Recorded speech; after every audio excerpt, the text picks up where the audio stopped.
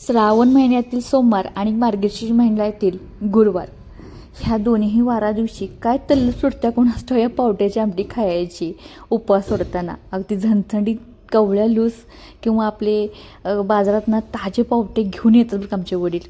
हे पावट्याचे आमटे आणि बटाट्याची भाजी, चपाती, पापड, शिरा थोडासा आणि भात मसाले झालं आमचं हे नियोजनच असतं. ज्या दिवशी उपवास असतो श्रावणातला सोमवार आणि मार्गशीर्ष गुरुवार हा पावट्याच्या आमटीचा बेत 100% असतंच असतो. आणि अशा पद्धतीने केलं ना कढईमध्ये तर गुणात चव लागते बरं का.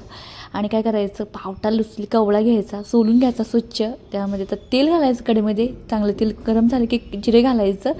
जिरे छान तडतडले की काही नाही, पावटा हे 2-3 मिनटं परतून घ्यायचा, लाल तिखट घालायचं, हळद घालायची आणि हे दोन्हीही छान परतून झाले की गरम पाणी घालायचं बरं का. आहा, काय माहिती आमटी भारी लागते, झणझणीत पावट्याची आमटी.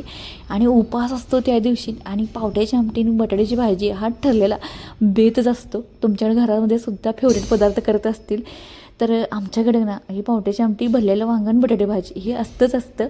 आणि त्यामध्ये घालायचं मीठ, भाजल्या शेंगदाण्याचं कूट आणि हिरवीगार कोथिंबीर. आणि काय लगेच इकडं पूजा वाजायची आणि ही पावट्याची आमटी शिजत असते तवर आणि कधी एकदा जेवतो असं वाटतं. तर ही पावट्याची आमटीची रेसिपी बघायला आवडली असेल तर नक्की कमेंट करून सांगा. आणि तुम्हीसुद्धा उपवास सोडायला कोणता फेवरेट पदार्थ करता ते सुद्धा सांगा बरं का. आणि हा कढई पुसून खायचा मान मी कायम माझ्याजवळ ठेवते बरं का, कारण की मला कढई पुसून खायला खूप आवडतं. धन्यवाद.